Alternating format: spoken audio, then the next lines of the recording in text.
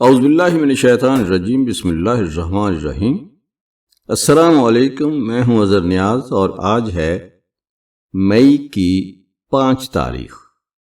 یا اللہ تیرا شکر کہ تو نے آج کا دن دکھایا۔ مولا کریم ہمارے آج کے دن کو گزشتہ کل سے بہتر کر دینا اور ہمارے آنے والے دنوں کو آج کے دن سے بہترین کر دینا۔ 5 مئی آج تاریخ کے آئینے میں۔ ذرا تصور کیجئے 1905 کا لندن ہے، ایک عدالت لگی ہوئی ہے۔ اچھا۔ اور کٹہرے میں 2 بھائی کھڑے ہیں، اسٹریٹن برادرز۔ ان پر قتل کا ایک بہت سنگین الزام ہے اور انہیں سیدھا پھانسی کی سزا ہو سکتی ہے۔ تو یہ کافی ہائی پروفائل معاملہ ہوگا۔ بالکل تھا، لیکن مزے کی بات یہ ہے کہ پروسیکیوشن کے پاس نہ تو کوئی قتل کا ہتھیار ہے اور نہ ہی کوئی چشمدید گواہ۔ ارے تو پھر وہ ثابت کیسے کر رہے تھے؟ یہی تو بات ہے، ان کے پاس ثبوت کے نام پر صرف اور صرف ایک کیش باکس ہے جس پر پسینے اور تیل کا ایک ایسا دھندلا سا نشان ہے جسے عام آنکھ سے دیکھنا بھی مشکل ہے۔ میں سمجھ رہی ہوں، فنگر پرنٹس۔ جی ہاں، اور وہ جیوری کو یہ باور کرا رہے ہیں کہ یہ جو غیر مرئی سا نشان ہے نا، یہ دنیا کے اربوں انسانوں میں سے صرف اور صرف ان 2 مجرموں کا ہو سکتا ہے۔ یہ واقعی قانونی تاریخ کا ایک ایسا لمحہ تھا جس نے جرائم کی تفتیش کی پوری سائنس کو بدل کر رکھ دیا۔ بالکل بدل دیا، اور سب سے دلچسپ بات یہ ہے کہ یہ سب ہوا 5 مئی کو۔ اچھا، 5 مئی۔ ہاں، آج کے اس گہرائی سے جائزے میں ہم اسی 5 مئی کے تاریخی صفحات کو کھنگال رہے ہیں، اور اس کا مقصد صرف کوئی تاریخ کی کلاس لینا نہیں ہے، بلکہ ہم مختلف مضامین اور حوالوں کو اکٹھا کر کے یہ دیکھیں گے کہ یہ ایک مخصوص تاریخ انسانی ارتقاء، حدود کو توڑنے اور کمال تک پہنچنے کی کتنی عجیب و غریب داستان سناتی ہے۔ تو چلیں اس کی تفصیلات کھولتے ہیں۔ ویسے اس عدالت والے واقعے سے آغاز کرنا واقعی توجہ کھینچ لیتا ہے، کیونکہ دیکھیں، عام طور پر جب ہم کسی تاریخ کا جائزہ لیتے ہیں تو ہم زیادہ تر سیاسی یا فوجی واقعات پر رک جاتے ہیں۔ بالکل، جنگیں اور بادشاہ۔ ہاں، لیکن اگر ہم 5 مئی کی ٹائم لائن کو بغور دیکھیں تو اس میں ایک بہت واضح پیٹرن نظر آتا ہے۔ یہ دل ان لمحات کا عکاس ہے جہاں پرانے نظام ٹوٹتے ہیں اور انسان چیزوں کو دیکھنے کا ایک بالکل نیا طریقہ وضع کرتا ہے۔ نیا طریقہ؟ مطلب اسٹریٹن برادرز کے کیس میں ہی دیکھ لیں، فنگر پرنٹس کے استعمال نے ثبوت کو انسانی گواہی کے محتاج ہونے سے نکال دیا اور اسے ایک ٹھوس سائنس بنا دیا۔ ہاں، ایک ٹھوس حیاتیاتی سائنس میں بدل دیا۔ اچھا، یہاں میں تھوڑا سا اختلاف کرنا چاہوں گا۔ جی بتائیں۔ اگر ہم 5 مئی کے ان سیاسی اور فوجی واقعات کو دیکھیں جن کا آپ نے ذکر کیا، تو وہ بھی کچھ کم حیران کن نہیں ہے۔ وہ کیسے؟ مثال کے طور پر 5 مئی 1821 کو فرانسیسی شہنشاہ نیپولین بوناپارٹ کی سینٹ ہیلینا کے جزیرے پر جلاوطنی کے دوران موت ہوتی ہے۔ ایک بہت بڑا تاریخی واقعہ۔ اور اس سے بھی بہت پیچھے جائیں تو 5 مئی 1215 کو انگلینڈ میں باغی نواب جو بیرنز تھے، وہ بادشاہ جان کی بیعت سے انکار کر دیتے ہیں، جس سے میگنا کارٹا کی بنیاد پڑتی ہے۔ بالکل۔ اب کوئی یہ بھی تو کہہ سکتا ہے کہ ہم صرف اپنی مرضی کی تاریخیں چن رہے ہیں۔ میرا مطلب ہے، سال کے کسی بھی دن کو اٹھا لیں، کسی نہ کسی بادشاہ کی موت تو ہوئی ہوگی، کوئی نہ کوئی بغاوت ہوئی ہوگی، تو اس میں 5 مئی کی کیا خاص بات ہے؟ یہ اعتراض اپنی جگہ بالکل درست ہے۔ مطلب تاریخ کے کسی بھی دن کچھ نہ کچھ بڑا تو ہوا ہی ہوتا ہے۔ تو پھر؟ لیکن ہمیں ان واقعات کی نوعیت، یعنی ان کے میکینزم کو سمجھنا ہوگا۔ اچھا، بادشاہ جان کے خلاف بغاوت صرف ایک عام سی جنگ نہیں تھی۔ اس وقت بادشاہ جان نے اپنی ناکام جنگوں کا خرچہ نکالنے کے لیے نوابوں پر بے تحاشا ٹیکس لگا دیے تھے، جو کہ ہمیشہ ہی بغاوت کی وجہ بنتا ہے۔ بالکل، لیکن ان نوابوں نے جو بغاوت کی، اس کا نتیجہ کسی نئے بادشاہ کو تخت پر بٹھانا نہیں تھا۔ تو پھر کیا تھا؟ ان کا مقصد ایک نیا قانونی ڈھانچہ بنانا تھا۔ میگنا کارٹا نے پہلی بار یہ اصول وضع کیا کہ حکمران بھی قانون کے تابع ہے۔ ارے واہ، یعنی طاقت کے تصور کی مکمل تبدیلی۔ ہاں نا، اسی طرح نپولین کی موت کو دیکھیں، وہ ایک ایسا شخص تھا جس نے اپنی ذاتی عسکری طاقت کے بل بوتے پر پورے یورپ کا نقشہ بدلا تھا۔ اس کی موت کے ساتھ ہی فرد واحد کی مطلق العنان طاقت کا وہ دور اپنے اختتام کو پہنچنے لگا تھا۔ یعنی ہم کہہ سکتے ہیں کہ پرانے طرز کے بادشاہوں اور فوجی جرنیلوں کی طاقت کا سورج غروب ہو رہا تھا۔ بالکل ایسا ہی ہے۔ لیکن اقتدار کا خلا کبھی خالی تو نہیں رہتا؟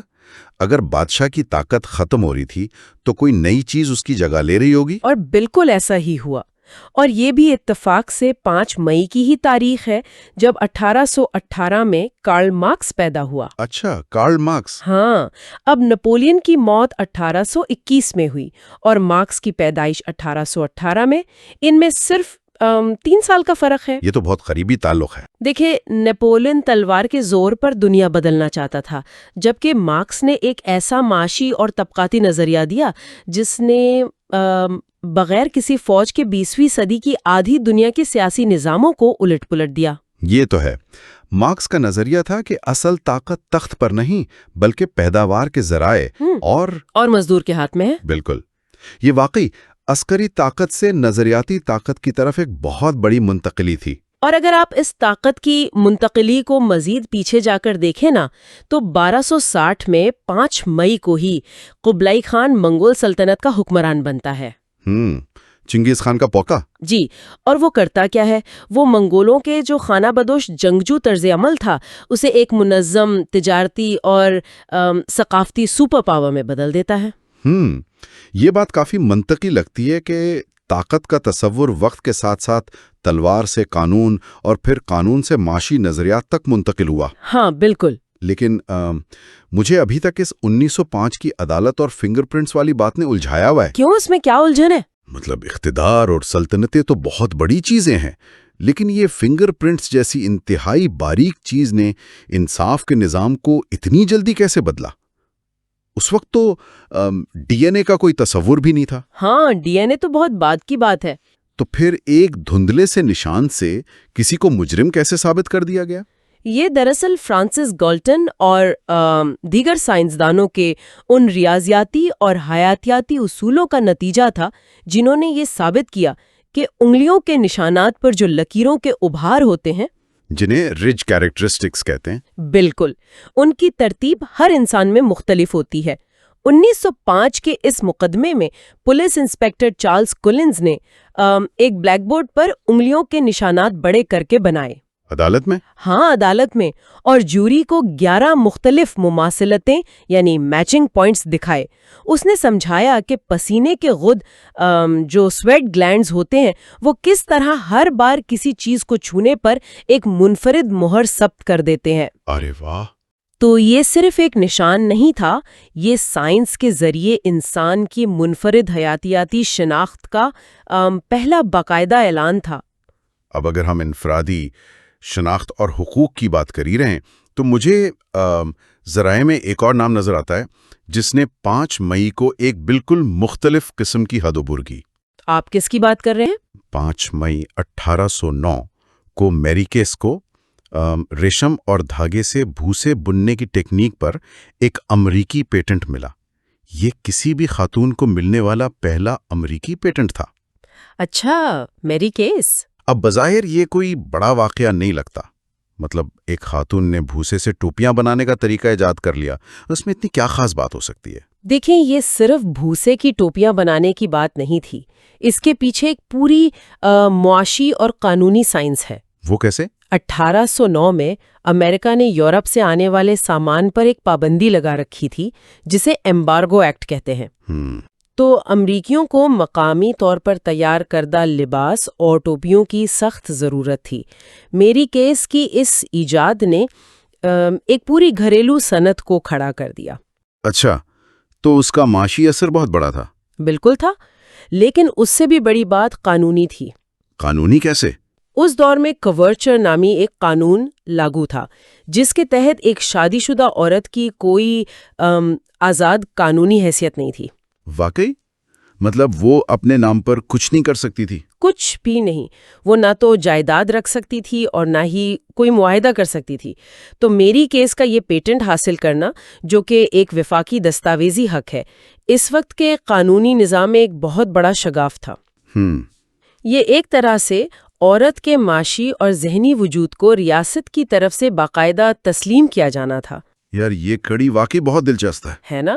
یعنی ایک طرف 1809 میں قانون ایک عورت کی ایجاد کو باقاعدہ تسلیم کر رہا ہے، اور پھر دوسری طرف 1905 में कानून एक मुजरिम की हयातियाती शनाख्त को तस्लीम कर रहा है। इंसान चीजों को कितनी गहराई और बारीक बीनी से देखना शुरू हो गया था। बिल्कुल, लेकिन फिर अचानक इसी 5 मई को हमारी नज़र इस खुर्दबीन और दस्तावेजी कागजात से हटकर सीधा आसमान की तरफ चली जाती है। हाँ, अब हम खला की बात कर रहे हैं। जी, 5 मई 1961 को एलन शेपर्ड खला में जाने वाले पहले अमरीकी बनते हैं। एक बहुत बड़ा संगे मील। लेकिन अब यहाँ एक तकनीकी उलझन है। लोग अक्सर ये समझते हैं कि खला में जाने का मतलब है जमीन के गिर्द चक्कर लगाना, लेकिन जराए बताते हैं कि शेपर्ड की परवास तो एक सब ऑर्बिटल परवास थी। बिल्कुल। तो इसका क्या मतलब होता है, और क्या हम वाकई उसे खला की तस्कीर कह सकते हैं? देखें, ये एक बहुत अहम तकनीकी फ़र्क है। सब ऑर्बिटल का मतलब है कि रॉकेट खला की मुकर्ररा हद को, जिसे हम कार्मन लाइन कहते हैं, उसे पार तो कर लेता है, लेकिन चक्कर नहीं लगाता। यूं समझें जैसे आप एक गेंद को पूरी ताकत से सीधा हवा में उछालें, वो एक बुलंदी तक जाएगी और फिर वापस आ जाएगी। अच्छा, तो ये परवास कितनी देर की थी? शेपर्ड की परवास सिर्फ 15 मिनट की थी। सिर्फ 15 मिनट? हाँ, लेकिन इसके असरात जो हैं वो सदियों पर मुहित हैं। सर्द जंग के इस दौर में जब सोवियत यूनियन यूरी गैगरिन को भेजकर पहले ही सबकत ले चुका था, शेपर्ड की ये उड़ान नफसियाती एतबार से उस कशिश सकुल के खौफ को तोड़ने के मुतरादिफ थी, जिसने इंसान को लाखों सालों से जमीन तक महदूद रखा हुआ था। बिल्कुल वही बात। और फिर आसमान को देखने की ये जो ख्वाहिश है, ये 5 मई 2000 को एक नए उरूज पर पहुंचती है। वो सियारों वाले वाक़े की बात कर रहे हैं आप? जी, जब एक इंतहाई गैर मामूली फल्कियाती मंजर सामने आया। चांद, अतारिद, ज़ोहरा, मरीख, मुश्तरी और ज़ुहुल आसमान के सिर्फ 25 डिग्री के हिस्से में एक साथ जमा हो गए। ये वाकई एक बसरी कमाल था। हालांकि सियारे हकीकत में तो एक दूसरे के करीब नहीं आए थे ना? नहीं, बिल्कुल नहीं। ये तो जमीन से उनका जाविया ऐसा बन गया था कि वो एक साथ नजर आ रहे थे। लेकिन जब मैं इन तमाम वाकयात को देखता हूँ, यानी ये खलाई उड़ान, सियारों का मिलाप, फिंगरप्रिंट्स और कानूनी पेटेंट्स, तो एक एहसास होता है। कैसा एहसास? ऐसा लगता है जैसे इंसान हमेशा किसी न किसी दौड़ में लगा हुआ है, हमेशा कोई नई हद तोड़ रहा है। लेकिन क्या हम इंसान सिर्फ आगे भागने का ही नाम है? मेरा मतलब है, इस इर्तिका और तस्खीर के इस शोर के दरमियान हमारी बका कहाँ खड़ी है? ये सोचने का वाकई एक बिल्कुल मुख्तलिफ और ज़रूरी जाविया है। हम इजादात और दरियाफ्तों के शोर में अक्सर उन बुनियादों को भूल जाते हैं जो इंसानियत को जिंदा रखती हैं। बिल्कुल। और खुशकिस्मती से 5 मई इस बका का भी जश्न मनाता है। क्या आपको मालूम है कि हर साल 5 मई को दाइयों का आलमी दिन यानी international day of the midwife मनाया जाता है? हाँ, मैं ज़राए में देख रहा था। इसका आगाज 1992 में ICM ने किया था। बिल्कुल।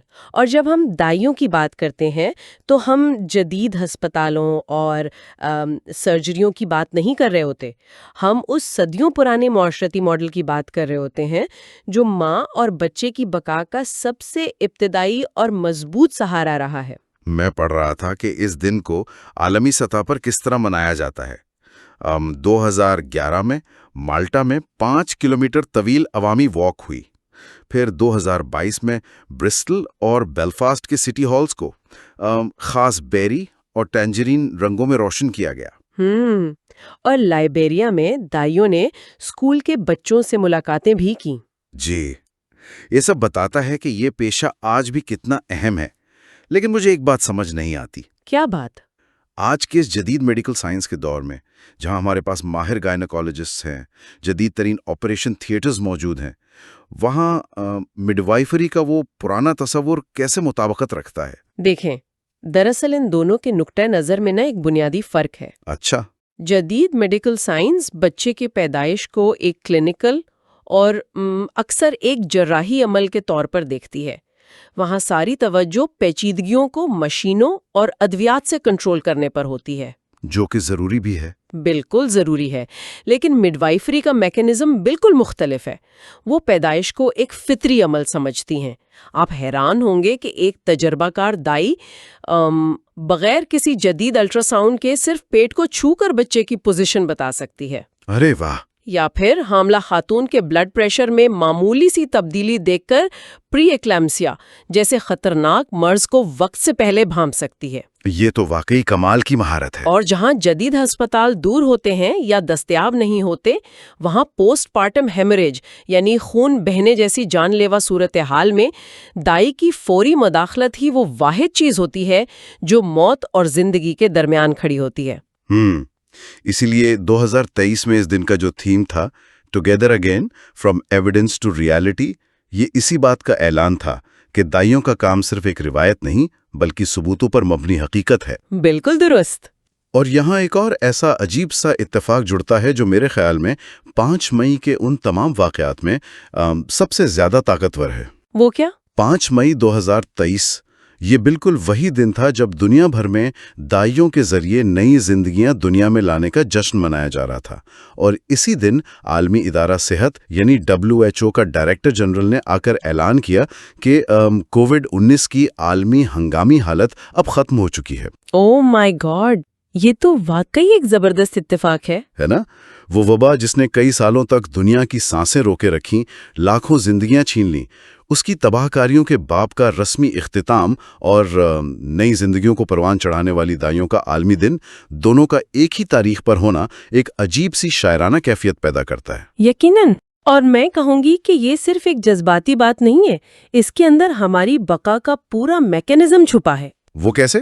دیکھیں، کووڈ کی ہنگامی حالت کا خاتمہ اس بات کا ثبوت تھا کہ جب انسان اجتماعی سطح پر کسی خطرے کا سامنا کرتا ہے نا، تو وہ بڑے سے بڑے بحران کو مات دے سکتا ہے، ویکسینز کی تیاری سے لے کر سماجی فاصلوں تک۔ تو WHO کا وہ اعلان انسانیت کی اجتماعی بقا کی جیت تھا، جبکہ دائیوں کا جو کام ہے وہ ایک انفرادی سطح پر زندگی کو دنیا میں لانے کا عمل ہے۔ صحیح۔ یہ دونوں مل کر یہ ثابت کرتے ہیں کہ تباہی خواہ کتنی ہی بڑی کیوں نہ ہو، انسان کی زندگی کو بچانے اور اسے جاری رکھنے کی جو جبلت ہے وہ اس سے کہیں زیادہ بڑی ہے۔ میں مکمل طور پر متفق ہوں، لیکن بقا تو جانوروں میں بھی ہوتی ہے۔ بالکل ہوتی ہے۔ تو ہم انسان صرف اس لیے تو زندہ نہیں رہتے کہ ہماری نسل چلتی رہے، ہمیں کچھ اور بھی چاہیے ہوتا ہے۔ ہمیں کمال، خوبصورتی، سچائی اور اپنے جذبات کا اظہار چاہیے ہوتا ہے۔ اور 5 مئی کی تاریخ ان چیزوں میں بھی پیچھے نہیں ہے۔ بالکل نہیں۔ مثال کے طور پر صحافت کو ہی دیکھ لیں۔ 5 مئی 1821 کو مشہور برطانوی اخبار دی مانچسٹر گارڈین کی پہلی اشاعت ہوئی، جو آج کا دی گارڈین ہے۔